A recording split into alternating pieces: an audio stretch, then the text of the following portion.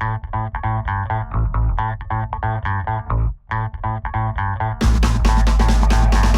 suis Catherine Nave-Becti, je suis militante au SGEN CFDT de l'Académie de Créteil et je suis professeure de sciences économiques et sociales dans un lycée de cette académie, dans le Val-de-Marne. Alors, je connais la CFDT depuis très longtemps parce qu'il se trouve que mes deux parents étaient déjà des militants du SGEN CFDT.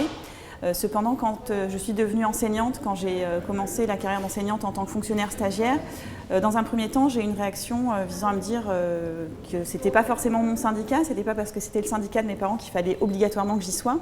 Donc j'ai eu un temps d'observation des autres organisations syndicales et je me reconnaissais notamment dans le positionnement d'un syndicat général et d'un syndicat qui se soucie de la réussite de tous les enfants que l'école accueille et pas seulement des meilleurs d'entre eux et pas seulement de la formation d'une élite. Donc j'ai été convaincue à titre personnel par cette sensibilité de mon syndicat à la réussite de tous les enfants et à la valorisation de tous les enfants dans l'école de la République.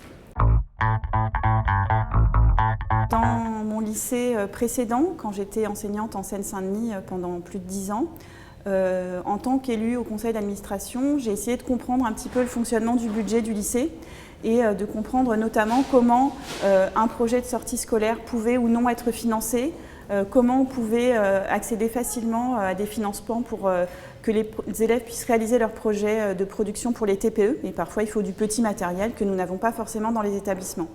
Les premières années où j'y étais, le fonctionnement était très opaque. Et il y avait plein d'embûches sur notre chemin quand on voulait monter un projet.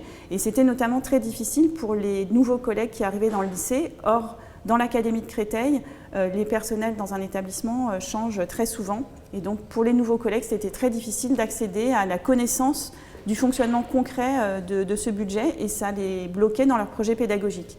Et on a obtenu, et on était les seuls à porter ça au conseil d'administration, d'identifier une ligne budgétaire pour à la fois les travaux personnels encadrés, donc financer les projets des élèves, et pour financer des sorties avec un budget identifié pour chaque classe. Alors, pour avoir accompagné ma fédération dans des négociations, en particulier sur la rénovation, la refondation des décrets statutaires des enseignants du second degré, j'ai bien envie de dire qu'il vaut mieux voter pour un syndicat qui ne s'abstient pas que de donner ses voix à un syndicat qui s'abstient, qui dit oui pendant les négociations et qui s'abstient au moment du vote. Il faut voter pour un syndicat qui s'engage. Et le SGEN CFDT s'engage lorsque une proposition ministérielle reprend une partie de nos positions, de ce qu'on a adopté comme texte d'orientation politique. On va regarder qu'est-ce qui est repris, qui nous satisfait, jusqu'à quel point ça nous satisfait, puis on essaye de mettre dans la balance s'il y a suffisamment d'avancées pour les personnels, on va s'engager et donc on va voter pour. Alors oui, c'est une responsabilité, oui, nous sommes critiqués, mais au moins on s'engage. On ne prend pas les voix des gens pour ensuite s'abstenir quand on est en négociation avec le ministre.